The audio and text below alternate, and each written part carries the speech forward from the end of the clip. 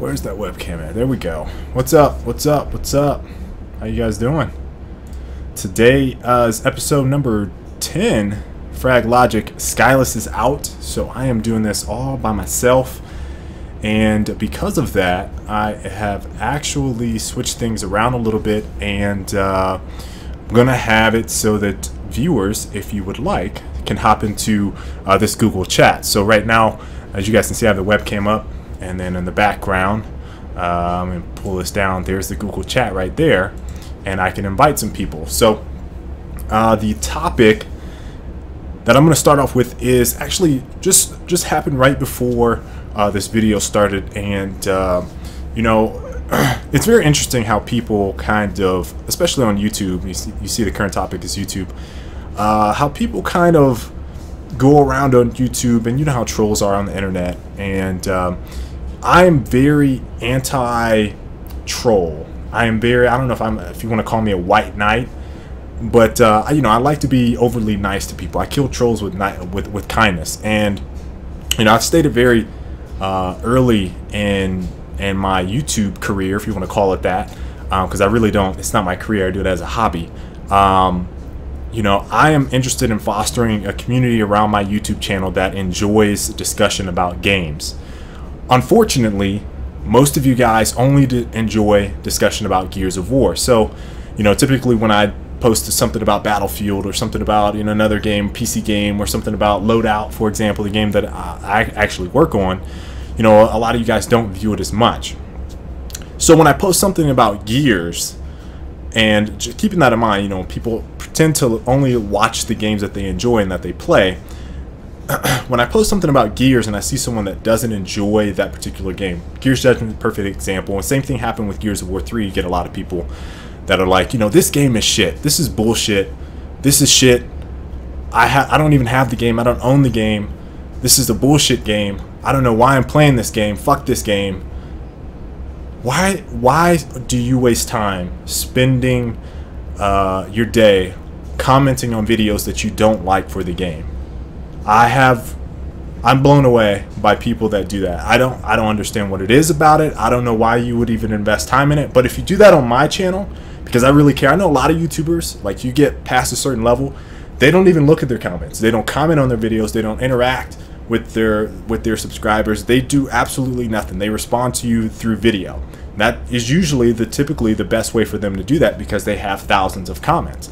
I still don't take that approach. I mean, I get at max, with 500-600 comments per video, and I try to respond to them daily to people. So, you know, I don't like people that come into a discussion and trash my subscribers, talk shit to my subscribers. I don't tolerate that. Talk shit to me. I don't tolerate that. I'm all about constructive criticism. So, you don't like a video? Let me know. Hey, the audio is off sync. Hey, the video quality isn't that good. Hey, you know, I didn't really like this discussion, and this is why. That's me. And you know, if you go into personal insults, you know, I might let you slide with one or two. M-bombs get dropped, you're blocked. If you're just spewing bullshit, like I had this guy, for example, today was talking about, you know, my content on my channel, I'm like making a profit from Epic. Again, as I stated, most of you guys on my channel only like Gears of War. It doesn't matter what I post. I could post a game that's just like Gears of War, and because it doesn't have Gears of War in the title, you're not interested in it. I could stream a game like Battlefield, for example, and most of you guys won't watch. Even if it's me, it's just like, you guys like that game, and I completely understand that. And for him to say, like, hey, you know, you're profiting off of that. Again, I said YouTube is not my main job. I am not trying to peddle people for YouTube views at all. So, you know, I want to make it perfectly clear to everyone on YouTube that I honestly, I don't care for trolls. I don't care for whether or not you subscribe to my channel or Amazing channel or any of my teammates' channel. I like talking about games, and I'm going to continue to do that from here on out. If you don't like the game I'm talking about, there are millions of other subscribers that you can troll that will tolerate that bullshit. But me? No, that's not me. That's not me. So I had to get that out. I had to get that out of the way, because that's not me. I don't tolerate that shit. All right. So I'm off of that. That's 4 minutes. I only spent 4 minutes on that, so we can move on. 5 minutes on it. All right, let me edit this topic, and then we can get on the first topic of the day. All right.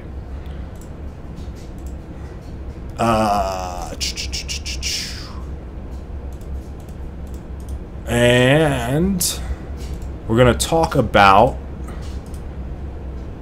COD Championships, Call of Duty Championships. I watched some of Saturday. I didn't watch the first day. I watched some of Saturday, and obviously I watched all of the championship. And there's a couple notes that I have up.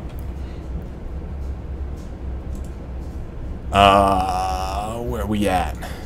So I got presentation on this, the casters, and then some of the personalities that were involved, the way COD casting works, the setup there, and basically what that event meant for esports, and at least in my opinion, because you know they had COD XP last year, it was pretty big. But Call of Duty Championships, for those of you guys that didn't watch it, is basically, I guess, Call of Duty Treyarch, or I won't say Treyarch. Activision wants to, because they did it with Infinity Ward. Activision wants to have yearly tournaments for Call of Duty, and the first year, I don't know how they did it. It might have been like a combination of ranked, if I remember correctly, ranked teams, or ranked, like the higher tier you were in ranking or placing or whatever. That's how you got placed in COD XP. I can't remember off the top of my head, but the Call of Duty Championships, they had qualifiers, like MLG was a qualifier. They had online qualifiers that were in their ranked ladder system. That's very similar to StarCraft. I think Skyless and I have probably discussed that in the past. And then they had like regional qualifiers, like Europe, I don't know, Australia, wherever the other major teams were in those countries. And then they all got together and they played for $1 million. And for a shooter, that's pretty much that's the top of the line, top highest place for esports that you can go. EA is thrown around, and Skyless and I talked about this in the past. EA is thrown around Battlefield. I don't even want to call it championship, just some tournaments. I don't know what they called it with Virgin Gaming. I think that was like episode 3 or 4 that we talked about that, where they were trying to do a $1.6 million tournament across both the PlayStation and PlayStation 3 and the Xbox 360. That never materialized. So Call of Duty right now has the best esports event for shooters in general, and they had a bunch of personalities out there. That Fwiz, Benson, I'm not familiar with him, but I know he was casting.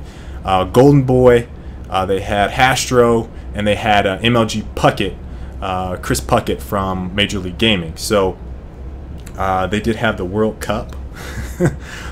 Is that what it was called? The World Cup, Rabbit. So they also had some Microsoft personalities out there. I know they Larry Herb or Major Nelson was out there. They had some people from Treyarch. Obviously, David Vonderhaar was there.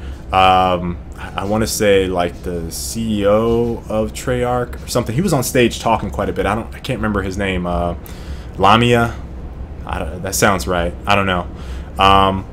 So basically, this is a star-studded event, and the setup for it was phenomenal. I'm gonna get into the setup. It was very like an ESPN style presentation, and setup for it was top of the line. It was better, in my opinion, based off of the number of teams there, than any other MLG broadcast that I've seen specifically for shooters. Now, MLG has done some really nice private like StarCraft stuff, I think last year and the year before, where they invited them out, and it was very similar. You know, they have like the ESPN setup where the analysts are talking about it. But, I mean, this was just phenomenal with the presentation. And all of it played into how Treyarch has built the spectating features for Call of Duty. They are just absolutely phenomenal for a shooter game. They had the picture-in-picture. They had, you know, the names of the players. You could see the mini-map for, you know, where players were going based off of Lamia. Yes, I was right. And they had the picture-in-picture, so you can see where players were going off the jump of maps in between. So like you'd be on someone's screen, and you could watch where other players were on the map and be like, oh shit, you know, he's about to get shot right here. I wonder if he sees him.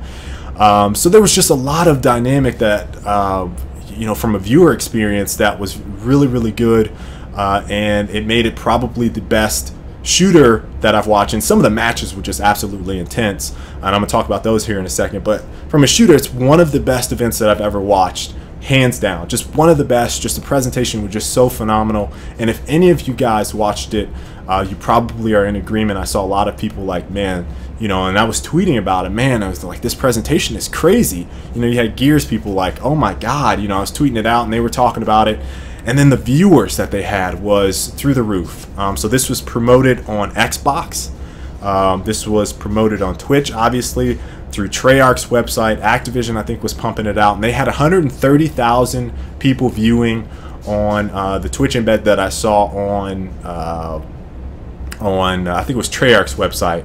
And I've heard, I haven't seen anything confirmed yet, there was 330,000 people watching on Xbox. So that makes roughly, what, 500,000, give or take 460,000, I guess is the exact number, but I'm going to say 500,000 people watching the event. Now, I don't know if that's true. Obviously, the only thing I saw was 130K. I don't know how many people were watching on Xbox, but that is just absolutely crazy, insane numbers for that event, and basically propels Call of Duty without a question of a doubt, shadow of a doubt. No, there's no room for doubt right now that Call of Duty is the biggest shooter esports title out right now. It's definitely in comparison and can be thrown into the same category in terms of viewership as League of Legends, StarCraft at this point in time after that event. And anyone that thinks otherwise is just fooling themselves. It was just a phenomenal presentation. Now the teams, and this is probably what made it so interesting for me, the teams were all phenomenal. Once it got into that top 4, top 3, some of those matches were just so nail-biting intense. Envious and Farico Impact made the best probably shooter match-up that I've seen in maybe like 5 years, since Final Boss and Carbon. If you guys remember that rivalry that kind of spawned, and I think it was like 06 for MLG. I haven't seen a match that intense since then, and I was just like, you know, I'm an Envious fan. I'm good buddies with Hastro, and I know a lot of those guys on those that team in particular, and Optic. But I was on the edge of my seat, and it really came down. You know, CTF I could watch quite a bit of. Hardpoint was really difficult for me to watch. It's just a lot of chaotic craziness going on. I don't know what it is about the dynamic of that really throws me off. Some people that I saw when I tweeted, I said I didn't really like Hardpoint. They were like, hey, you know what? I like Hardpoint. So maybe it's just the action had to be there for some people. But when I was trying to see what teams were formulating as strategies, it was really difficult to tell. And that's part of the presentation for me. And that's what didn't really make Hardpoint a selling game type for me. I could tell, you know, if a guy was running the flag, how the teams, based off of that built-in map, how they were setting up and getting ready for, you know, their flag carrier to cap a flag. You know, they were setting up, getting ready to, you know, basically provide cover fire. And you could see that happening. Hardpoint, it was like super difficult to tell. Other than the opening rush, it was really difficult to tell what teams were doing. It just seemed like a lot of running around. The absolute best viewing experience, and this kind of got into the whole bomb game type thing for Gears, was Search and Destroy. I mean, Search and Destroy between those two teams was just so fantastic to watch that if you missed the event, like, I want people to go back and watch it because it was that fucking good. Like, it was ridiculously good. And just the back and forth that Envious and Farico Impact had made it that much more entertaining. The very last match in Winter Bracket Finals was a Search and Destroy, and Envious was up 4-1 on Farico to put him away, and Farico came back and like tied it up 4-4, and I think Envious barely edged him out, like 6-5 or something like that, to end up winning to go into the championship. And then when they got back into it, the both teams are going back and forth, back and forth, back and forth, and basically it was tied up 5-5 last map. The match was going back for Search and Destroy. Farico would win, then Envious would win. Farico would win, then Envious would win. Farico would win, and it was tied up 4-4. And then the last 2 rounds of the match came down to a 1 versus 1, both rounds, and Farico just came out on top. So it was the most intense match I have seen on Call of Duty probably ever. You know, there's been a lot of Optic Envious matches that were really good, but for me, that solidified why Search and Destroy is hands down the best and most intense, exhilarating game type to watch for shooters ever. There's just nothing else that compares. You can see the strategies unfolding. You can see how teams are reacting based off of the mini-map, where they need to go. It was just phenomenal. Phenomenal. So, you know, if you missed that event, I highly recommend, if you don't watch anything at all, going back and watching that finals match, because it was the best, one of the best matches I've probably ever seen in my life for an esports event for a shooter. So, you know, presentation, intense moments, all of it was there. And I mean, honestly, I couldn't have asked for a better event for shooters to kind of be like, okay, you saw what Call of Duty can do. Okay, 343, we're going to put in a spectator mode. We're going to make this as intense as possible. Okay, Epic Games, we're going to put in a spectator mode. We're going to make it as intense as possible, because Call of Duty is doing it right. And anyone that's not doing it right is just, in my opinion, they are severely missing out on a potential new market right now, an emerging market in gaming with esports. So again, that's all I really want to touch on Call of Duty Championship. If any of you guys want to hop in and kind of talk about it with me at this point in time, I can do that. I will put the chat in. I know Tense wants to get in, so I'm going to go ahead and send him the chat so we can kind of talk about it. Boom. If he's on Skype, hop on in, buddy. And I hope you guys enjoy the presentation for this, because it might again happen next week. I don't know what Skyless's plans are for getting his PC back up and operational, how long it's going to take.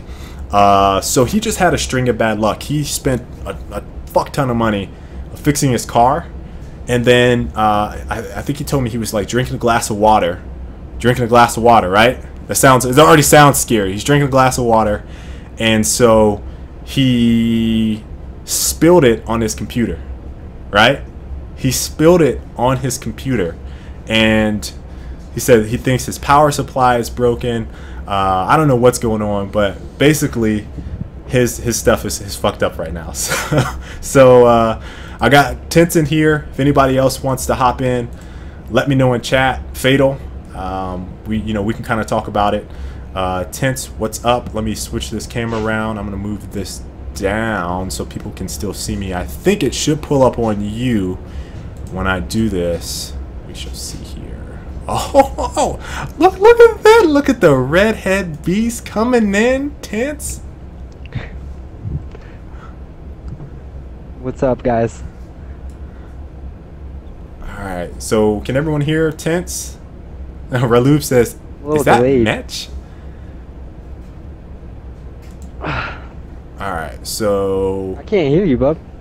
You can't hear me? Oh, it's because you have to hear my mic. So it's probably because my mic is going in through this input. Let me see if I can switch it to...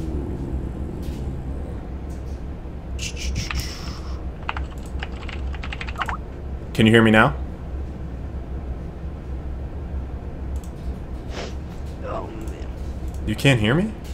You should be able to hear me. Tense says he can't hear me, but you guys... Somebody said he's looking Scottish. Who drinks water? That's a good point. I should get on Skyless for drinking water. Let me turn this down real quick to 360p. Boom. Tense, can you hear me? Can you hear me yet? Check, check, check, check. Check your audio input. Or output, I guess I should say. Because of my voice is popping up on the actual Google chat. Now, is there anyone else that wants to enter in on this? Invite me. Okay, okay, okay. Let's see here. Boom. Message.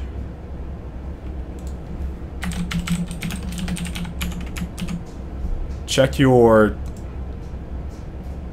Google chat, or check your inbox. You should be able to get in there. I can hear you. All right, no, I can hear you now. Okay, sweet. All right. All right, so what were you talking about? COD Championships? COD Championships. Now, obviously, you have a little bit more of a personal tie to this story, or just talking about it from a viewership standpoint because, you know, our buddy was there. But yeah, you can go ahead and talk. I'm going to get some people in here. Once you thought about the event, how it was presented, what do you think this means for esports? I heard you touching on which game type is the most entertaining to watch, and that's, you know, hands down Search and Destroy. But I was, like, if you understand Hardpoint, it's actually just as exciting, I think, you know, because of the chaos. There is a method to everyone's madness in that game type. When they're playing that, your anchor of your team, and when I use that term, it's a person who's getting the spawns for you. Like, it's very exciting, and the mistakes that you make in that game, like, if you make a mistake, you could lose, you know, 30 to 40 seconds off the time, and like just big plays really make things happen. And especially with that, I'm going to jump right to the finals match, obviously, with Envy and Frico. And when Frico was playing, Frico was undefeated, I believe, in Hardpoint that whole event, going into that standoff. Yeah. No, not standoff. On I think it was Raid Hardpoint. Mm-hmm. And Envy took that game. I was by myself. Well, my girlfriend was watching TV in the next room, and she's like, "What is this 22-year-old nerd doing? Flipping shit, watching this thing?" Because I was going insane. Proofy just dropping bombs left and right. Yes. It was the most exciting match. But like, I was so hyped up, and then it went into that Search and Destroy, and I know it was about to go down because Envy wanted to come get that map back. It just got insane, and like, it proves your point that Search and Destroy, you know, one respawn game types are just insanely fun to watch, and just that you said we actually have a personal tie to a few of them. Just knowing the team Envy. I know Stainville. I know JCap. JCap actually lives in the town next to me. Just seeing them playing in this match, like what was on the line. It was $200,000 just for this match, meaning that they second place locked down 200K for those in the chat who don't know. But the first place was 400,000. So it was a Search and Destroy one map for $200,000. Two rounds, dude. If you can't get pumped up for that, I don't know what you can get pumped up for. And not to mention that I joined the chat late, but they were trading round for round, yes, for round after round, big play after big play, and just like seeing their strategies and how they adapted to the game, it was insane. It was absolutely insane. Yeah, it was like I was saying, it was just one of the best match I've ever seen for just a Call of Duty event in general. It was just phenomenal to watch, and you know, you talk about their trading blows, but the last two rounds, even when Frico won both those rounds, it came down to a 1v1 both times. Both times, like, how better of a situation could it have been if you're watching? You know what I mean? Like, it's just phenomenal. Just phenomenal match to watch. And so, you know, for anyone that doesn't know, you know, I've been pushing, like, bomb game type for Gears of War, and I feel like from a viewer standpoint, you know, it's that much more entertaining, at least, to be involved with, or at least if you're in the competitive scene, be involved with something to see it. Like, you know, that's why so many Gears people were flipping out, like, yo, this Search and Destroy is legit. This is some real shit. Like, you know, they're trading blows. I see what you're talking about now. I see it. And you know, this goes back to Counter-Strike days, you know what I'm saying? When people were able to, what's up, Rabbit Tricks? When people were able to kind of get that intense feeling when they were you know, involved with those matches. So it's just the same thing, you know what I'm saying? It's just intense match. I don't know, Rabbit or is it Tavares? Yeah, it was me. Okay. Did either of you guys watch the Call of Duty Championships? Yes, sir. I watched that with like a lot of Gears heads, a lot of like former competitive players from Height 2 or whatever, and we were just like, wow, this is beyond amazing. Like, they took that to a level that we just couldn't even believe. Like, we never thought we would see a console shooter like that on a stage like that ever. That was unreal. That, to me, that was the best console event ever, period. Yeah, hands down. Now, do you know any of the Call of Duty? Like, I know, you know, it's very segmented, obviously, you know, unless you go to MLG events to meet some of these guys. Like, Halo dudes only stick with Halo dudes. Call of Duty dudes only stick with Call of Duty dudes. So it's very rare that you see any crossover. But like I was saying, you know, I met some of those guys just at MLG events, and you kind of get to know them. Is there any players that you specifically knew or competed against? The only players I knew were, of course, you know, Nate Shot. I knew Rambo because of the Frag Cup incident where they had to drop him for Nate Shot. I didn't really know too much anyone from Rico. I was simply just rooting for Envious because I only knew, you know, I wanted Ray to win because they dropped him from Optic. And I was like, come on, you're gonna drop him for the online event when he won the XP with you guys? Like, that's lame. So I wanted Envious to win, but second, I mean, that's not too bad. Like, they got a pretty good check, so I don't think they could be that mad at themselves, really. Yeah, I mean, they are, though. Either way, hey, you know they're pissed, but either way, they got 50,000. So it's like, you know, I can't complain at the end of the day, but you know that extra 50,000 in that. Yeah, they're pretty disappointed across the board. Yeah. Like you're sitting there with 50,000 in your hand, and you gotta look across the stage, and that guy has 100,000, and you're like, so close, so close. So individual players, you know, I'm not really. My understanding is that for Rico is kind of new kids on the block. They have, I believe. First, he won MLG, and they were talking about this. Fwiz was talking about this beforehand. He won MLG.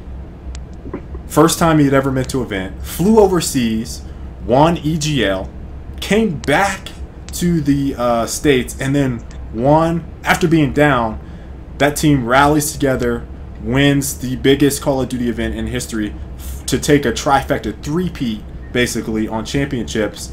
And these are people that have pretty much, in my understanding, just they're new to the scene in terms of LAN events. Now, Tense, I know you said you know Miracle. You said he's a beast-ass player. Was he around before this, just not going to LANs?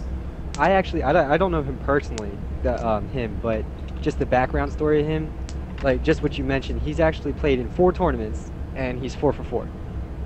His 3-peat was directly in a row, but what was unknown is that his first tournament was UMG, I think, and he won that, which is another pretty competitive tournament. And he is definitely new. He's brand new. Like, and everybody over the weekend was saying, you know, if there's a player that's you want to look up to inspire you, to all these Call of Duty players out there, he basically just rose from the ranks, scrimmed, played 8s, played customs, and then I don't know, like I guess a couple of months ago he was scrimming against Farico. I don't remember their 4th that they dropped. I think it was Too Quick. Oh, I actually know who Too Quick is. So yeah. Okay. Too Quick is the one that got dropped. I'm not 100% on that. Like, I don't know, you know, Call of Duty roster changes. Yeah, it's just like Halo. It's a shuffle. Something that was pretty consistent was Farico's roster, and that's probably the reason why they're taking all these tournaments. But Miracles was like this new talent, basically. You know, I hate to use the word swag, but he plays with a different play style. It's really aggressive. It's really a lot different than what pros are used to. So Farico took advantage of that, and you know, put him on the map, and it played out, you know, huge dividends for them. But Parasite isn't new to the block. Yeah, Parasite's been around. You said he was a beast. Around. He's been a COD 4 pro. Karma's been a Call of Duty pro, but he's relatively new. I think he came around Modern Warfare 3. And who's the last player? Oh, Killa. Killa's new blood. Okay, so yeah, basically new team taking it, and they're new blood for most part. You know, I like to always talk about how the consistency. You know, a lot of people are, whenever they talk about Call of Duty, it's like, oh, the skill gap is so low, and yet it's the same couple teams that are always on top. And for them to come in and be like, you know, we're running this right now, it's pretty impressive to me. But you still got Optic 3rd, Envious 2nd, Quantic I think was 4th. So it's like the same teams are still top 5, top 6, but you know, it's a really tough job to break, you know, top 8 teams anywhere you go, in terms of gears, Halo, Call of Duty. It's pretty insane. Yeah. We got Fatal Strike. I'm gonna get Tavares on what you think about it, and then Fatal, you can hop in on it. Sure. I mean, looking at the event itself, the one thing I was the most impressed about, which I'm surprised people didn't talk about at all yet, was the way the players composed themselves, the way they acted. Like, no matter, like, the trash, like in Gears, like, you see people get up and trash talk and get a little out of line all the time. Like, all these players the entire time were extremely professional. Like, if they said something in an interview and it made them sound cocky, like, they corrected themselves right away because they wanted to make sure that in front of their sponsors and in front of everyone else, you know, they were respected. So I think that was, like, one of the biggest things for me. Like, you would see people, like, not really get too crazy after a big round until the very end when they understood, like, oh, crap, like, we win this, I'm getting 50 grand. We win this, I'm getting 100 grand. But I was extremely impressed with that, the presentation, the video production, just overall the entire tournament, especially for a Call of Duty tournament to me, since I'm not a big Call of Duty guy, but even for me, just as a viewer, I was able to sit there and really enjoy it. So I did think it was a really well-ran tournament, and I thought like I said, the way the players acted was just phenomenal. Pretty tough for them to talk trash. They were in sound booths in the list. Yeah, I was going to say that. I'm talking about like when they had the like the featured stations, not obviously the sound booths. Yeah, I know. I'm just kidding. No, I'm just saying like it was like the featured stations, like they're right across from each other, and they could just go all out if they want, but they just they kept their composure and did what they had to do. I mean, you're already in a good mood. Like if you're on the feature stage, you're already leaving with a pretty good check. I'll be happy. I'd be probably the most gracious person you've ever seen in life. Like, we come to show our stuff. They've done really good. We're just happy to be here. I do it too. Yeah. I get what you're saying. It does make the game, more marketable with sponsors. It's easier to pitch something when you have a good community with good attitudes to come by, that has values that everyone recognizes and understands. I get what you're saying. Tavares, did you have any thoughts on it? Is he there? Can't hear his mic. He might not be. Yeah, I'm here. Okay. Yeah, I'm here. Yeah, go ahead. I mean, overall, the event was really cool. I mean, except for the first day, they have like a couple of problems with the stream, but otherwise, it was really well developed and everything. But other than that, there's no negative feedback that I could say about it. All right. Let me see if I have anything else here. Fado, I don't know if you were in, but one of the things I said was that Treyarch has now set the bar for, in my opinion at least, if you are a AAA shooter and you want to go into the limelight for esports, the things that you need to do as a studio to make that happen, spectator, supporting, all that stuff, they did it right. And they got it right, and they got a lot of feedback from people like Hastro and other, other personalities, Fwiz, Optic, Envious. All those teams were there making those changes, and David Vonderhaar is just, I mean, if there's any developer or designer or programmer or whatever that is like involved, he is like top of my list. Right up there with Quinn, right up there with Pete. They get it. Yeah. I think more guys need to be like them, but I'm surprised you didn't have anything to say about that. Well, in regards to that, in regards to like esports and what Call of Duty has done with setting the bar, I feel like they've hit 100 their potential. You know what I mean? I feel like they are maxing out their game's potential right now. They are making huge tournaments. They're on the scene. They have a huge fan base and player base online. Tons of people, when you hear a Call of Duty game comes out, everyone goes and instantly buys it. So the casuals and the competitors are all having a great time playing the game. Yeah. So in regards to Halo and Epic, I mean, I feel like they haven't maximized or come close to maximizing their game's potential yet. I feel like Gears would be such a better game than it is right now. And I mean, already, I know a lot of people are disappointed with a lot of things in Judgment. I don't want to go on a Judgment rant, but I think that Epic is starting to slightly get with the program. They're starting to understand, even though the competitive community might be a small, condensed population right now, they're understanding that they can learn how to maximize the potential of their community by using their community members to their fullest potential. And they are making the game a little bit better.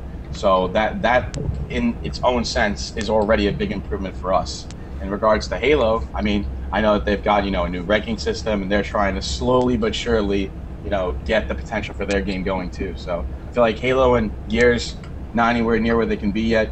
Call of Duty, like you said, setting the bar and really setting an example of what, competitive console shooting esports should be. Yeah, I think what Call of Duty has done a good job on is showing how much good it could do to your game if you give kids something to play for. Not just the millions of dollars, but just make the league play. Just giving something so simple as leaderboards and divisions and the chance to be #1 in your spot and say, hey, for that season, whatever period of time, me and my team, we were the best. And it keeps that player activity going on. If you have kids, you know, playing your game months and months and months on end, by the time your next game's coming out, those players are like, you know, 110% going to buy your game. You're also going to get, like, you know, the natural newcomers who would, like, hear it from their friends, say, hey, you know, have you heard this game Call of Duty? It's pretty amazing. You should check it out. You know, so I think that's one thing that's, like, done a really good job on. I hope, like, other game developers like Epic and 343, you know, really, like, take note of that. Not the gameplay mechanics, as we've seen, you know, with, like, AA abilities, sprint, all that. Actually, like, you know, giving the community the tools to run successful, like, you know, competitive events and stuff. That's what I want to see come through. Yeah. I think it's the, like you were saying, the key word here, and we've said it on, you know, other talk shows, me and KO all the time, is incentive. Just incentive in general. Like, when you play Gears, it's not there. There's, you're playing for a number. There's not really anything else for you when you get on rank to play for. The playlists are all divided so much that sometimes it's even hard to get a game in the main hours during the day. So when you play like a game like a Call of Duty and you have something like League play, you and your friends can go all party up and have an amazing time playing competitive ranked, and you're not even going to have trouble finding games pretty much ever. You're always going to be able to get a game quickly. You can maximize your time really well when you actually want to hop on the game and learn some new stuff and then get into it. So that alone, the matchmaking system for Call of Duty right now for their game, like, again, it's just maximizing their potential. It's really fun. No matter what skill level you are, you can go in and have a great time. I think for Epic, they need to re-look at how they did their playlists, and then, like, a lot of playlists, the ones that we don't need, just gun them out, and then for the other playlists we have, you know, start using them to their maximum potential and cutting quick match in certain areas so that we can start confining players into certain playlists that everyone could have. You know, we can maximize our population by having, you know, less playlists to play with and more games to play. Yeah. So hopefully something along those lines in the future happens, but it comes to incentive and the other two factors that are very important. And I'm not saying in any way Call of Duty or Halo are easy. What I'm basically going to say here is that the skill gap for Gears has always been very high. So if you're a new player, it's hard for you to get into the game because it is a little, what's the word I'm looking for? It's a little hard to just grasp at first, you know, playing a third-person shooter. It's a lot different. So when you go into the game and you start playing, you know, and you get matched up against parties of 5 right away of kids that are extremely experienced, you're going to get shunned away right away. You're not going to want to keep playing. No one likes losing constantly all the time. So Epic maybe could come out with new tutorial videos that you can unlock in the game to teach you new tactics, to teach you advanced tactics and things like that to help make it easier for players to, you know, get into the game and start playing. Or, like we said before, but we don't have the population to do it, is, you know, some type of experience versus true skill ranking system, something along those lines. But as of right now, the population's too small to make that work. So that's a big debacle. But yeah. All right, I'm gonna go ahead and switch up these topics. You guys might not. I mean, you probably will have something to say about it, but it might not directly affect you just yet. Google Fiber announcement. Anyone that saw me on Twitter today, I was going nuts because lucky. Yeah, because you're one of the 3 cities that you're lucky. Because Google Fiber got announced in Austin, Texas, and that's where I live. And for anyone that doesn't know about Google Fiber, I'm going to go ahead and put a link here in the chat for you guys. But basically, it is the fastest internet available possibly in the world. But it's going city by city. And when I say in the world, I mean for a residential consumer. I don't mean for, like, you know, someone that's paying, you know, $10,000 to have a terabyte down, like a college campus or something like that. Let me see if I can find it. There we go. There we go. I'm gonna go ahead and put this in the chat for anyone that wants to look at that. That is the Google Fiber, I think, announced pricing might be. Anyway, so Google Fiber is a gigabit down, gigabit up network.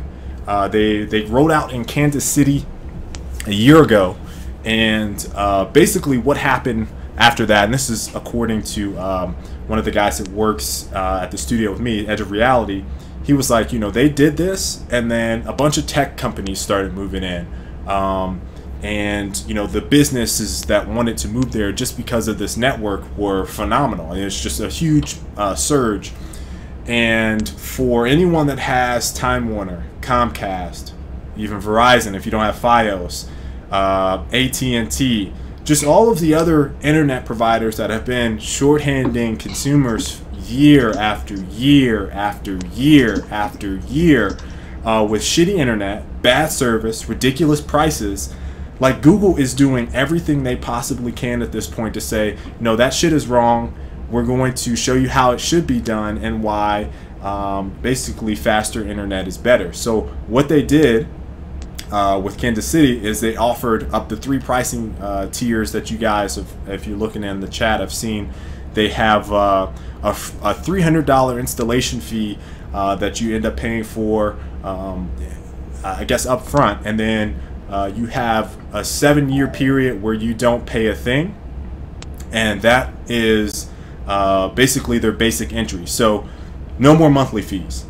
So I don't know if anyone understands that for 7 years anyway, you are saving a ton of money getting the same speeds that you get at another studio company, internet provider, for $300 for 7 years, period. Like, you're not paying another $30 a month, you're not paying $15 a month, you're not paying whatever that ends up adding up to, which is going to be over the course of a couple years more than $300. They're doing that up front. Then they have a $70 package where you get just internet, which is a gigabyte down, gigabyte up. Verizon FiOS, you guys don't, for a lot of people that don't understand this, and this is me putting it in layman's terms, Verizon FiOS, which I think a lot of people consider to be the best currently right now for like gaming, internet, just internet browsing, surfing, whatever. They have 100, I think it's either 100 or 120 megabytes down and like 50 up or something, or 20 up or something like that, which is fucking, it's phenomenal, ridiculously fast. Google, I remember 120. Google has 1,000 megabytes down, 1,000 megabytes up. That is a gigabit system. That's me explaining it to you as simple as I can for those of you guys that don't understand it. So the significance of that, and I'm going to tell you guys, at our studio, this is a business studio, we have 40/40. 40/40. All right, do you guys understand what I'm saying? 40/40 at a gaming studio. And our biggest thing is upload. This is at 1,000. So this is just absolutely huge, and that's why businesses are flocking over there. Now, from a gaming perspective, because this is where this touches into gaming, what this means over the course of the next, I'm going to say 15 years, because I don't know the logistics of this long term, how this affects online play. You have studios like Blizzard wanting to do, you can't play a game unless you're online. Well, you know, for a lot of people, they don't have stable enough connections to do that. You know, you can't host a tournament if you have shitty ass connection, and we've all experienced that. Gears of War 1, Gears of War 2, where host advantage is unbelievably in favor of a specific team, and you just can't beat them. Insanes did, you know, they would do things like have all 4 of them play at one location, so all of them had the optimal connection, optimal ping, and everyone else was at a disadvantage. So what Google Fiber is doing, I mean, there's still going to be latency, there's still going to be ping, all of that stuff, but when you have 1,000 down, 1,000 up, the stability, the ping, the internet as we know it, the peer-to-peer connection is that much smoother. It is that much better. So long term for us, what that means is if they end up rolling this out to other cities, online tournaments on the rise. There's absolutely no need to go traveling. I mean, you can, but I think LAN events end up getting cut back. People, the event organizers start saving up on money. MLG isn't spending, I don't know how much it is. I'm going to throw out a figure because this is what I heard from a similar studio or event organizer. They were paying them about $1 million to set up one event. All right. Yeah. So MLG cuts that down. They're making money, and then they start doing online tournaments because the infrastructure is there. It's a lot better for everyone as a whole for gaming. Now, I think one of the challenges that we faced as gamers is just getting over that mental gap that this is online, and so like people always complain about online tournaments and online lag and all this stuff that comes with that based on their connections. But if Google Fiber or AT&T, and I'm going to get into this here in a second, if they announce these better infrastructures, internet infrastructures, then we benefit as a whole as a gaming community trying to organize tournaments. And I want to say that, you know, it doesn't necessarily have to, we don't have to rely just on Google, because what AT&T did immediately after, I started going nuts saying, oh man, you know, fuck you, Time Warner. I don't remember saying that, but fuck you, Time Warner, because I hate Time Warner. You know, AT&T, everybody's screwed. Everybody's screwed, and Google is the way. You know, this is gonna be a much better, brighter future. AT&T announced same day today that they're gonna have plans, the intent to build a gigabit internet infrastructure here in Austin as well. So what that does is make other internet providers say, you know, if we don't react to this, we're gonna go out of business. Google's gonna put us out of business, and that's what the capitalistic ecosystem is what I'll call it for the U.S. in general. That's what that's supposed to provide. There's supposed to be people saying, you know, we have a better service. You need to stop giving people shit, either upgrade yours or, you know, have to worry about losing all of your consumers or your customers, because they want a better product. And that's what Google is doing, and that's ultimately what may happen over the next, I'm going to say again, 15 years. We're going to start seeing internet providers saying, okay, we can't provide these people with this shitty ass internet service anymore. Let's lay down some fiber lines and get the US up to where it needs to be. So that's all I want to say on it. I'm gonna let you guys talk about it, because I know probably all of you guys got something to say. Give us your internet horror stories, whatever you want to talk about right now. But yeah, go ahead. Well, one thing I wanted to talk, I mean, I'm an engineering major. That's the thing I like. But like for me, like just the prospect of having 1,000 down is just unreal. Like, think about what that does for just media, you know, that you can have like over the past few years, we've seen a huge influx in, you know, media streams, game streams, TV. Like, we could really take this to the next level if, you know, if like many of your like potential viewers have the connection to sustain that, like, you know, that online video. Because a lot of things now is like, some people can't watch MLG streams, they can't watch these StarCraft things, they can't watch the COD XP because they don't have the internet for it, you know. Especially if you go and you see, like, you know, the rural areas of the South. Now, I feel like this could just bring in, like, we have good numbers now, but numbers could only increase after this comes out. You know what I mean? Yeah. Like, I think it's gonna be amazing. And as for the competition, I think you're absolutely correct, especially when you think about how Apple had like revolutionized phones back when they came out with the original iPhone. Oh, that's a fantastic point. Yeah. And like for a while, everyone's like, I think back then it was just like flip phones, you know. It was cool if you had a flip phone, or you can, like, you know, text away with your QWERTY keypad. That was the biggest rage. The Motorola Razr. Yeah. That's a really good point. Yeah, and then all of a sudden you have, you know, the iPhone, and it's like, oh Jesus Christ, people want to actually have a touch screen or whatever. And you know, for a while, like for a couple of years, you know, they had a monopoly on that area. Until Droid came out and released a product that had less restrictions and it was cheaper. So that's one thing I hope we see from Google's competitors like AT&T, Time Warner, Verizon. I hope we see like the capitalists, you know, like True's definition come to form in these next few years with internet speeds. Because I'm tired of, like, you know, having to wait for my video to buffer. Like, I'm sick of it.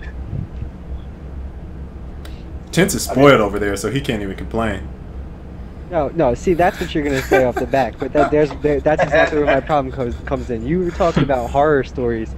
If we're gonna talk about horror stories, I went through the worst internet for probably, I would say, the first 4 or 5 years of my gaming career was just the worst, the absolute worst connection you could possibly have. I didn't even break one upload, or I actually didn't even break 2 downloads. So, could barely connect to anything. And then, you know, Kale, we were joking the other day, who has the better quality on the stream, and you're like, oh, the only reason you have better quality is upload. And now you have this Google Fiber coming to Austin. I'm supposed to try and compete with that when all I have is 100 download and 20 upload. Now I have one of the most insane connections you could possibly have right now, and now I'm obsolete. And the fact that, you know, you brought up the good point that Google Fiber is going to be pretty economical. Mike is static. I'm not sure whose that is. What? Staticky Mike? Whose is that? Is that me, or that is you, I'll mute my mic. Yeah, I'll mute my mic. Was it me being staticky? No, that wasn't. That was Trix. Go ahead. Oh, okay. No, I mean, I made my point. I was just saying that it's funny that we were making the jokes the other day about our connections, comparing connections, and me having 100 download and 20 upload, and now that's not even, I didn't have anything to even talk about. Well, I guess I'll go into mine real quick. I mean, for me right now, I have a pretty good connection. I have Verizon Fios, I have 40 down, and I have 20 up. pretty decent. Never really have any issues with it. Never really feel like I currently lag, but that's because I live in New York. Back when I played Gears 1, that was a completely different scenario. I lived in California.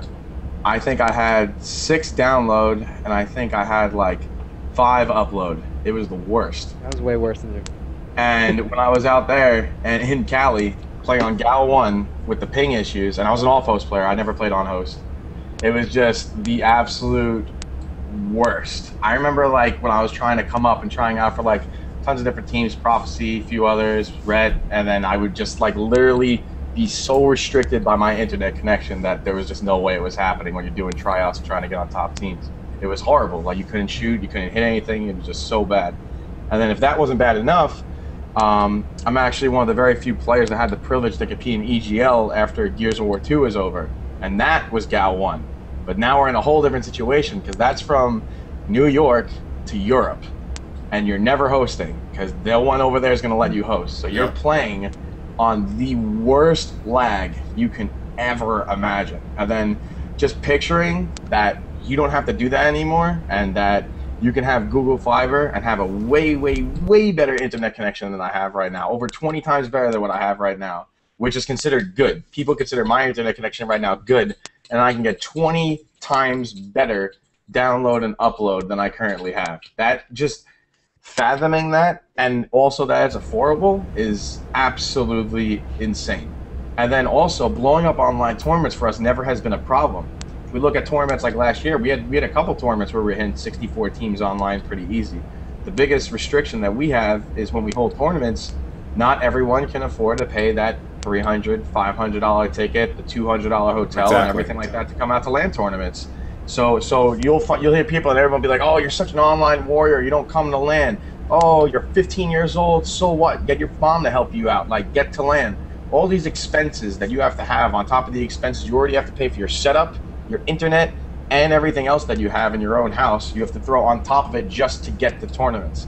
And even if you go, there's no guarantee that you're going to be in the money. There's never a guarantee. You could be one of the top teams that's going into a tournament, somebody hits you first round, plays a different way you never were experienced with, and then boom, just like you know that, you already got knocked into losers, and then you don't know what's going to happen after that. Then you're out 500, 300, 500 bucks.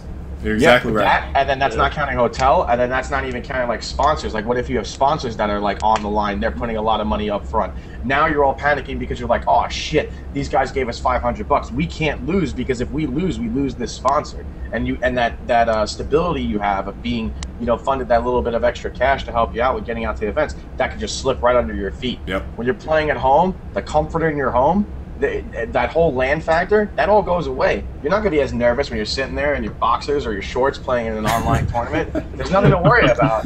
What do you have to worry about? Just sit there. You got your drinks, whatever you want to the side. Enjoy yourself and freaking play. Take your shirt off. Take your shirt off. Flex a little bit while you playing. Do the Nick Mercs. Go a little Nick style with the Nick show. Whatever you gotta do. You're Nick. But in regards to like comparing that to a LAN tournament, you got all these spotlights in your face. You got all these people watching you. You know what I mean? It's cold. It's cold as hell. Oh yeah, it's always cold. Cold hands. You gotta deal with that. Cold hands suck. Like, there's a lot of stuff that you have to deal with when you're playing competitively at a major LAN tournament. And then you could hold all these crazy online qualifiers now, and then just do one big giant LAN tournament at the end of the year. You could literally have just all your qualifiers, just be tons of online tournaments. And if you want to do one big live event so people can meet the people that do really good in that specific game, you just change the way that the esports structure is going to be completely done. If Google Fiber is that good, there's nothing bad I can say about it. Well, you're really in my head there, Joe, about that online tournament thing. What? I say you're really into my head about the online tournament thing. You know how I feel about that. It opens so many doors. Yeah, it's crazy. Like I can't imagine like when I used to play in Europe, not doing that and not having any lag. Like the lag I experienced was insane. I would teleport across a bridge in canals. I wouldn't even know what the hell happened. Be ice skating in so every game you play. Yeah. And just not dealing with that is just unreal. Now, and then also keep in mind, this is another point that's really big. There's a rumor going around. I don't know if you guys know if this is true or not. That the 720 cannot be used as a LAN device. Yeah. And it has to be always on online. Well, the problem with that is oh my God, well look at all these issues we're going to have in regards to online with connections. Oh wait, but now if I got Google Fiber, what the hell do I care? That's a I gotta stay whole. online all the time. You just changed completely with this product how your experience is going to be if you're stuck to having to play online. Yep. So it's awesome. Nothing but awesome. That's a whole nother issue that we're going to talk about DRMs because I hate that idea. Like, hey, I don't know if you've been paying attention to like a few Steam titles, or whatever, like SimCity, who had like a huge like problem. Yeah. Yeah, that DRM thing is just a nightmare because like some people don't want to be connected, or sometimes they can't be connected. Some people like take their computers from home and they go to campus, and so I can tell everyone else who's not on campus, not every spot on that like actual school ground is connected to the internet. You know, sometimes it's only like the library, maybe it's like the student center. That people want to play some of their games, you know, in between classes without being connected to the, like, you know, online. So I think that DRM thing is just a horrible idea. Yeah, you see that problem coming up more and more. Like you saw that with Diablo 3, when people couldn't connect. So yeah, that's definitely Tavares. I don't know if you have anything to say about that, but that's definitely a big issue. We're almost at an hour already. God damn. I'm gonna hurry up and get to Gears of War.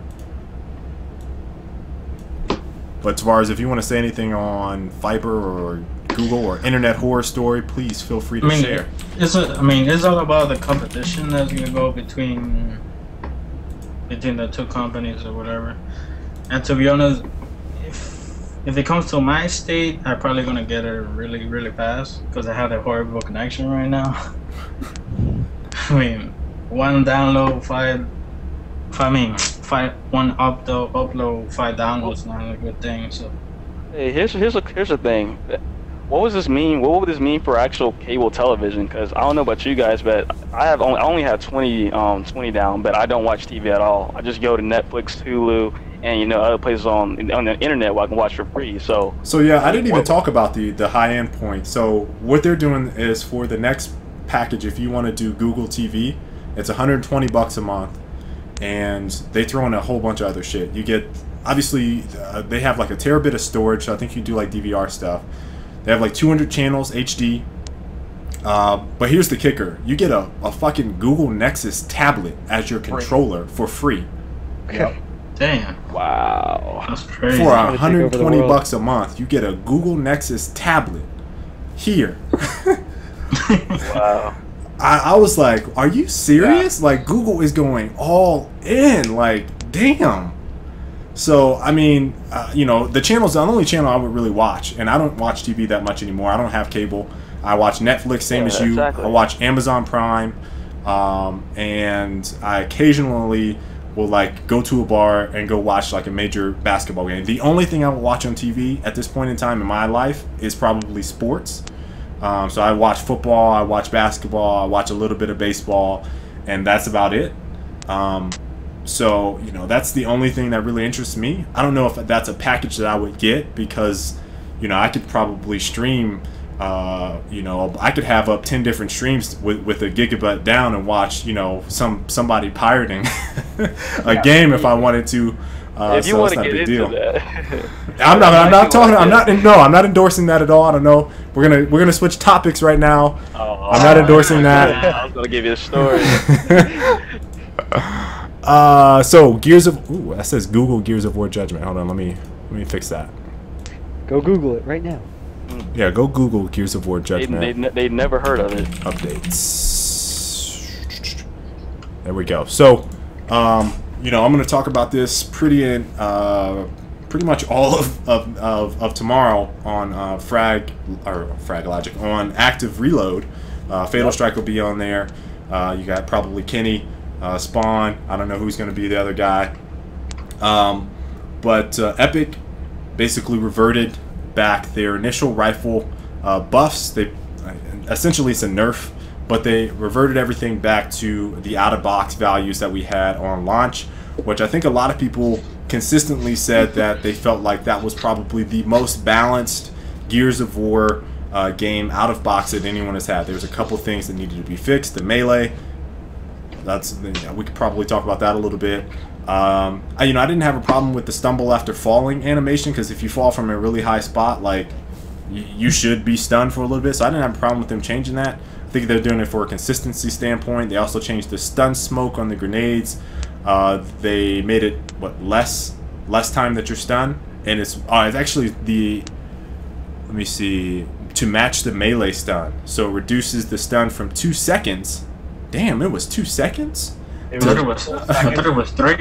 Phew, to 0.3 seconds. So again, they're going for consistency across the board. So if you get stunned, it's going to be the same stun no matter what you're getting stunned by. So that's what the smoke stun does. And I think I mentioned that, you know, that consistency maybe on a previous Frag Logic or maybe Active Reload.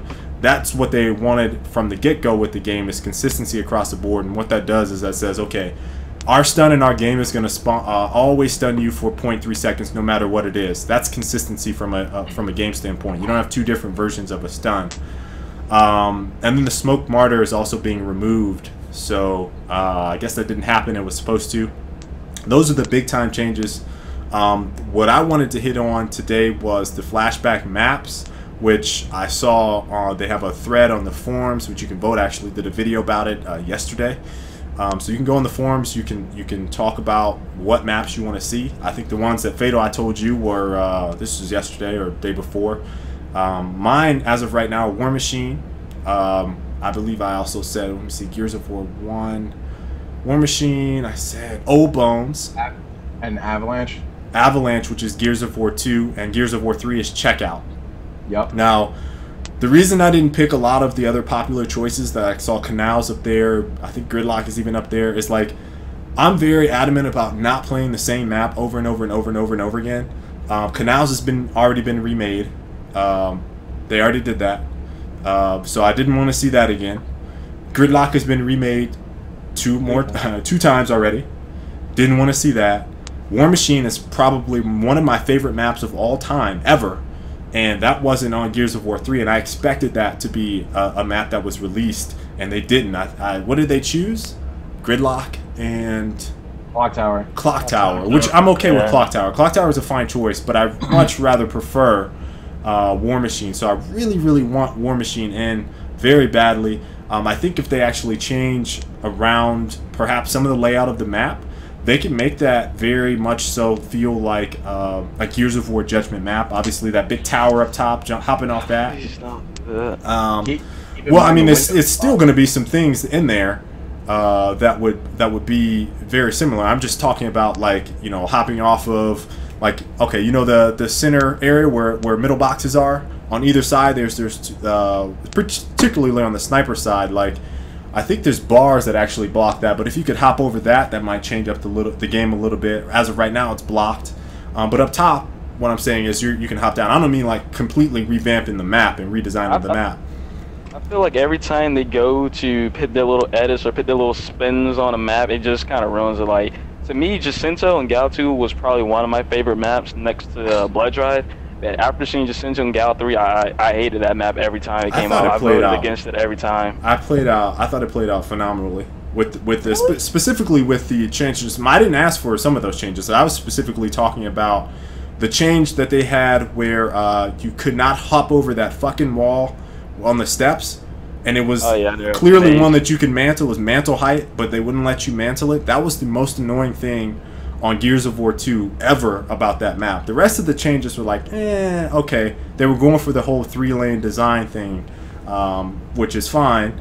But my biggest issue with Jacinto was just that one freaking wall that you couldn't mantle over. It didn't make sense. Well, yeah, I feel like if they would have changed that one thing, just that one wall, I would have been fine. Like, I would have loved to keep the day cycle, because I feel like the dart just made that map depressing. And I wish to God they never made that Gorgon area expandable so you can wrap her all the way back to nades. And the same thing as going from spawn to mortar. I hated those 2 added lanes. I hated it so much. It was awful. In my opinion, I hated it. It was awful. People would just run around for days. Like, I couldn't catch them. Like, 1v1s, they just run around in a complete circle. Just the worst. Hold on, let me look at the chat.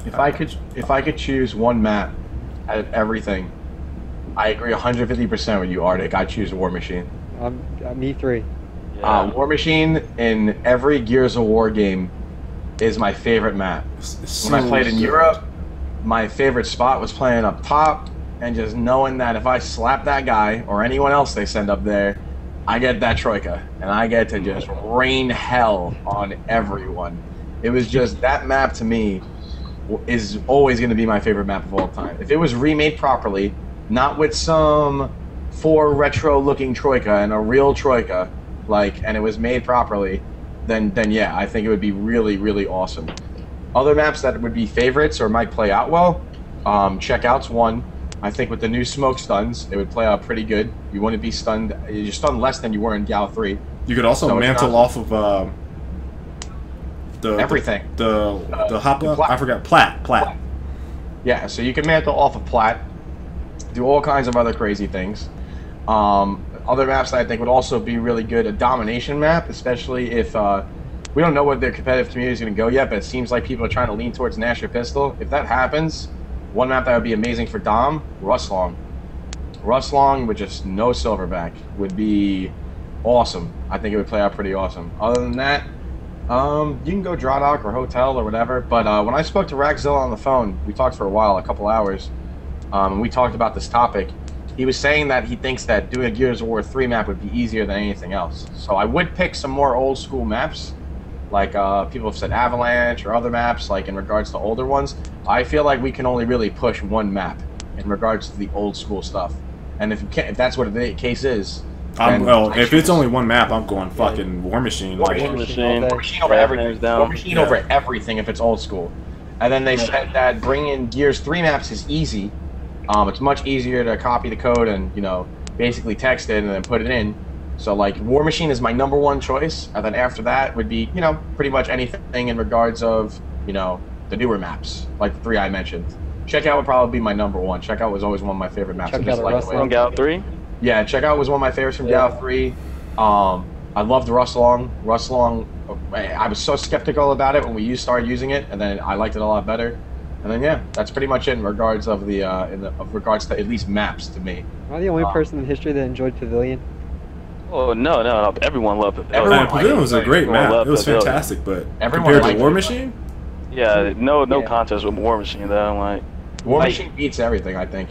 I will say Pavilion, when you have a great sniper on your team on the MLG swaps, is probably one of the like greatest feelings ever. Like you knew that once you gave him sniper and got back out, like that map was yours because there were so many angles he could, you know, just pop heads from. It was unreal. Yeah, and then what else I was gonna say in regards to, I guess going back to the smoke stun, I feel like Epic is slowly taking steps to allowing us to be able to use all the nades for domination. I feel like now that the smokes are fixed and the stun isn't as long, if someone's camping and they don't want to move and you have a precision weapon, you can take a smoke, throw it at them, they'll pop out of cover, and then you can go for the headshot, and then you can make a little push. But in regards to those 1v1 situations of just taking a smoke, throwing at someone, putting your head down and running at them for the Nasher kill, you can't do it anymore unless you're really, really close. So I just feel like they've improved it drastically for the smoke, and I feel like smoke, nades, and spots are all really, really, really good as of right now. And then I don't want to go into my other thoughts for the nades at the moment. I guess I'll leave it for tomorrow so I don't flap my lips too much. But yeah, I feel like there's other things that they could do, slight tweaks that can make it so that the stim and the ink are both really, really good and capable to finally be used in, you know, domination competitive play, so we can make the map playable, like the game type at least, with default for nade loadouts. 12 or tents? I mean, this is a complete rumor as of right now, but they're trying to bring Mausoleum, I think is the name of the map, Gears of War 1 or whatever the name is. Yeah, just to talk on that, I'm gonna let you finish here in a second. I believe if some of those people that ripped the game, and they got to access the code for the game, there's actually a slot for Mausoleum. I have no idea if that's true, but that's what you kind of hear from rumors for people that like comment on YouTube videos and stuff. You'll see that quite frequently. It's like, yeah, it's in the code. But I think if you look in the code, like, you would see that Skyline is probably named Rooftops. And people would be like, oh, is that the Gears of War 1 map? So that's what it was originally named, and they ended up changing it. So, you know, I don't know. I mean, it would be nice to see Rooftops back. Or No. No, no, no, no, no, No, no, no, no. Don't do that. Don't do that. Yo, 1v1 Hammer of Dawn battles. No, I'm good. Oh, Jesus Christ, no. Why I gave War Machine is really a fan favorite on top. I would definitely like to see that coming back. Why not, you know? Yeah. I would love to see that Mausoleum map come back. We had like a lot of good times on that map in Gears 1 back when I was like 14 or whatever. I just hated that it went around in a circle. Like, there's times where you could just run around and around and around and around. And that's the only thing I didn't like about the map. I like where that boom shot was placed. Was that boom that was like directly in the center? Like there was like a snipe side and like a nade side or whatever, and it all converged like a second level boom shot circle thing. I think that's right. Yeah, there's like a circular area in the middle of the map with the boom. Yeah, I thought that was like an interesting place to like have a fight. You know what I mean? I like that. You can shoot the boom directly over to Torque and snipe. Yeah. Oh yeah. I seen someone hit a sniper with boom from the middle all the way to where sniper was like respawned at. Like that was me. Insane. Yeah, that was you. Tense, did you have anything? I was saying Pavilion. I'm on Pavilion and War Machine for the maps. I was gonna say War Machine for Gears 1, Pavilion for Gears 2, and I would say check out for Gears 3 if I was gonna see maps come into Judgment. Oh, you picked Pavilion over Jacinto? Yo, yeah, because I would saw probably take like Pavilion Arthur over said before, Jacinto. like you've seen the maps being remade already. You saw Gears 3 had Jacinto. I would like to see, you know, just a change of pace. I saw a lot of people ask for security as well. I was just gonna say. Security might be fun because, you know, in Gears 2 it was just so dominated by smoke rushes. Yeah, I hated that. Oh well, I should say that I hated that, but our team was notorious for doing fucking smoke rushes, especially on that map. Oh man, we lagged Castle out of a match before because there were so many smokes. He needs Google Fiber. We all need Google Fiber. With Google Fiber, it's game over. Smoke pushes with Google Fiber. He'll be the happiest. I would love to go back and play Gears 1 with Google, like over Google Fiber. Like I want to see what that's like with all the connection issues. Because remember when me and you were playing a while ago, I said like, yo, dude, my connection cannot handle this game right now. But, like for everyone else, they're just having a blast. Like it's the best game ever. Like it's probably like it's 1999. Like I can't get enough of this Gears War 1. Meanwhile, I'm like, my shots aren't hitting. After playing the new Gears though, like I'm the biggest Gears of War 1 fanboy, but True. it feels so prehistoric now. Like it feels just like it's fun. It's still fun, but it does feel prehistoric. I feel like it's oddly depressing. We're spoiled with the new movement system, man. It's nostalgia. It's just that nostalgia. Like the new movement system is so good. That's why I can't play Gears of War 1 and enjoy it anymore because of all the shit that used to bother me in that game. Like fucking stuck on walls was just so annoying. So annoying. Like I just could not stand it. So, ugh. I love the game, but I do agree 100%. The movement system changed your whole thought perception. I feel like the movement has downgraded from Gears 3 to Gout J. That's my opinion. I like the up A's to me don't really connect that well. The back A's don't connect that well. And that when you're taking cover at a corner, you kind of warp into it. You know? It's that the one awkward animation. It's just awkward. Yeah, that's the only one that bothers me. The up A's, I can't tell if they have a delay on it that's different or it's the center screen. I know the center screen is throwing some people off, but I've been getting my updates to work actually. You play Claw actually really well for me now. Yeah, just I do it in a different way. I don't know. I think it might just be the center screen getting used to that. Yeah. You're just blatantly missing your shot. Like, oh, that didn't work. Yeah, I'm really bad at that. That didn't work. So that's pretty much it. That's all I got for today, and I'm a little bit over. So what I want to do real quick is take some questions from the stream.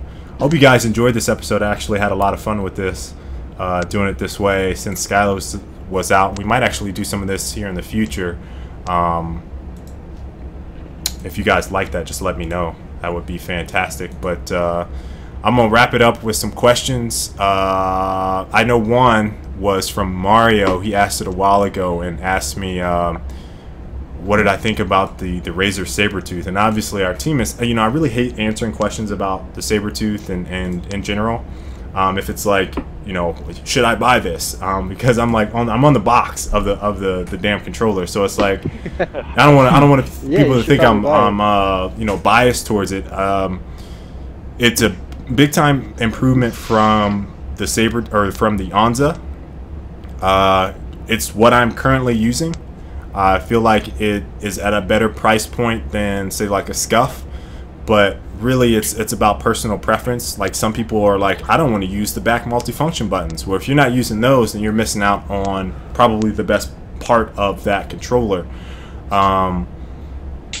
You know, I don't know, it's a game changer, but you know, it's really about personal preference. And I think that if you want to, you know, invest time in trying to learn how to, basically it's just rewiring your mind to use different fingers and use more, you know, to play with it. So it's interesting. I think you guys would like it. I'm a standard controller all the way through, nothing else. Yeah, so. Not gonna lie, I've been wanting a Sabertooth for a long time now. I've been wanted one, but I got a Scuff because they're not available right now. Yeah, I can't help with the availability. I mean, I have one extra just sitting there, and it's just for Scuff now. Hey man, you ever want to send me one? You know, just let me know. No, I'm just kidding. Yeah. No, I don't know. I've been trying to order for a while now, and I just didn't have a connection to order it yet, so it hasn't happened. Condor, for those, take a read of this. I'll take a look at that in a little bit. What do you think on how poorly Gal J sold compared to Gears of War 3? There's a number of things that, you know, I really don't think too much about it. You know, there's a lot of, I'd say that most of the players that have invested time in it and trying to understand it, most of the Gears of War 1 guys at least feel like, man, this is a pretty good game. And this is people that, some people, Venom is in there, you know, he was talking about it from get-go. You know, the only thing that they're really missing is maps. They don't have enough content. Like, I don't know how they thought it was acceptable to launch with 4 maps. And that's the big, well, I'm sorry, 8 maps with 4 separated. And, you know, a lot of people that want to play this game are not going to hop into Overrun because that's something that's brand new. You have to kind of introduce that to a new game, a new franchise for it to really take off, in my opinion. It's not the same as Horde.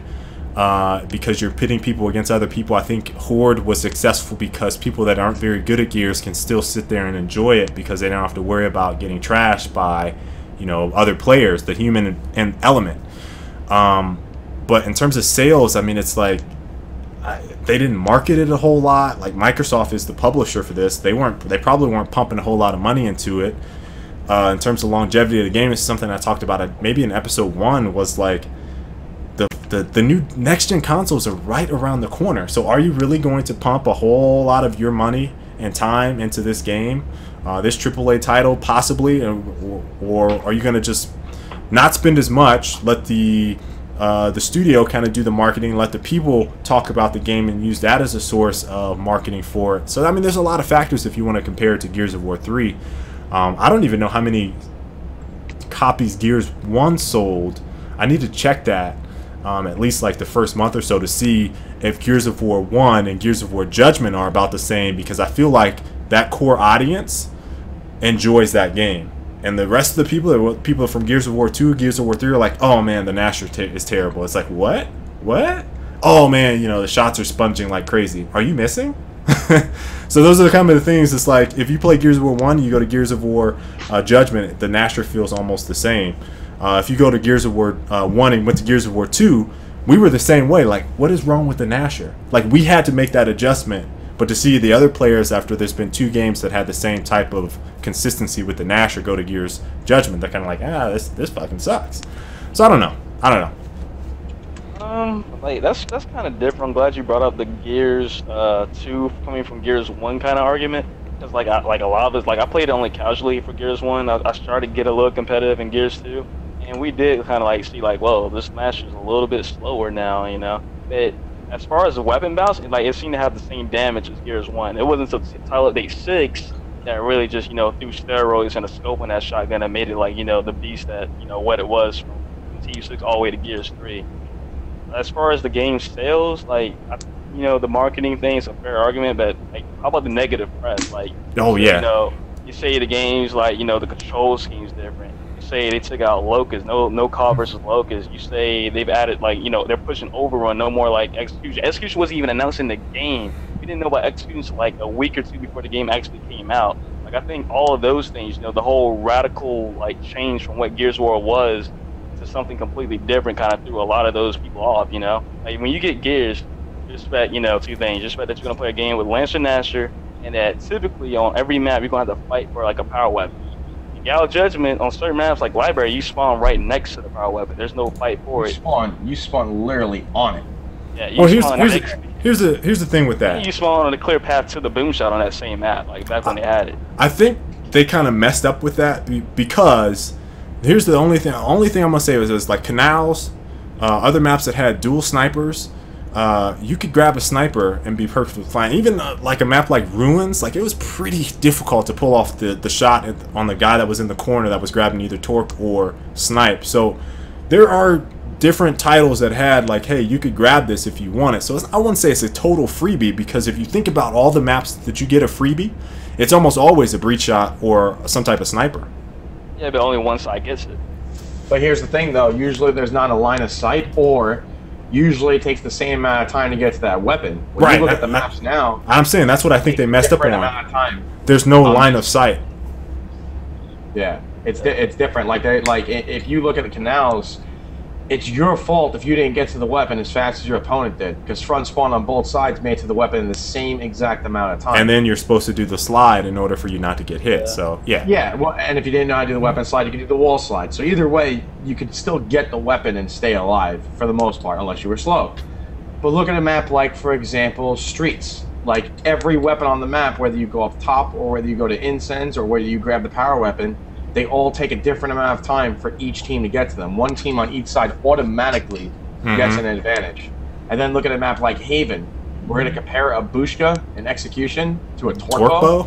Yeah, no. To a torque bow that doesn't have an active reload, so you can't charge it fast. You have to hold it for the full 3 seconds. Yeah. You're going to compare those two weapons to each other. Obviously, if I get a Bushka, why do I have to move? Why? I don't have to. I technically don't have to.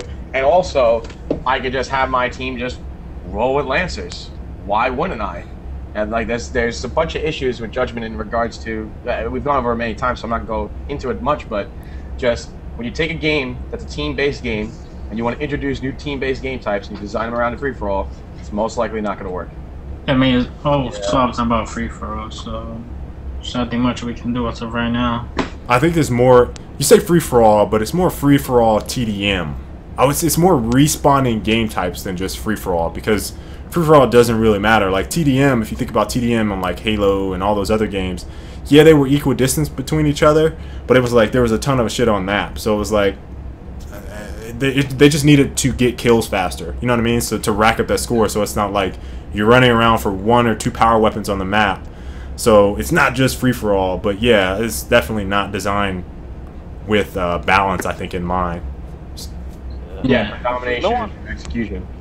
No one else think like have a huge issue with like, you know, only having the choice of a shotgun and a pistol, or a Lancer and a pistol, or a Marksman and a pistol. Well, I saw the Epic Games, I saw the stream, and one of the points that Jim made was like, you know, we made the Lancer because, like, you know, I'm a support player, that's my role. And I'm thinking to myself, well, playing Gears 1, 2, and 3, like, if you were going to be on a good team or like be a factor at all, everyone had to know how to play, you know, just about every position.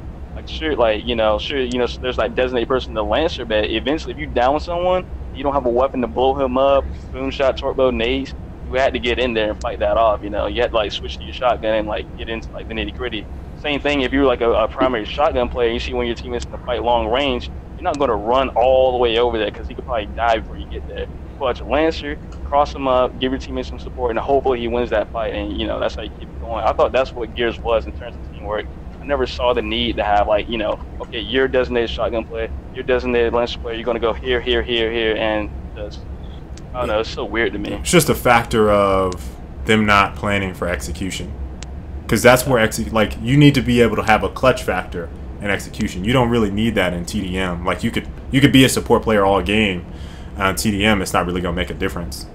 Exactly. That's, you know, the clutch factor. Like, that's the only reason I ever played execution. Like, they had like I didn't even know they had assassination and Warzone in Gears 1. Honestly, I just want, like, you know, how to play execution, have the opportunity to clutch, have like see other people clutch. Cause like to me, there's, I think Immortal like hinted on this like not too long ago, but there's like no better feeling than It's like your whole teammates, all your teammates are dead. It's you versus 3 of them, and you have to clutch by yourself. You know, you don't have any call outs. You just got to clutch that 1v3. And like that's like one of the only games where it's possible, and except for like Call of Duty Search and Destroy, which we've all said that was the best match for all of us in the whole tournament was the S&D stuff. Yeah. Yeah.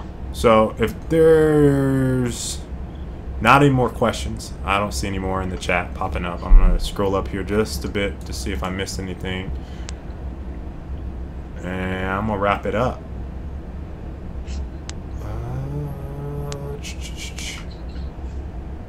Oh, someone asked if I played the castle maps yet on Halo, and I have not. So maybe I'll talk about that next week. Hopefully Stylus will be back. I'm gonna see if we can get some more group chats like this going on here in the future, because I really like that. What's up, Pot? I hope you guys enjoyed it, and thanks you guys for hopping on here, making this show come together today. I'll catch you guys later. Adios. Yeah.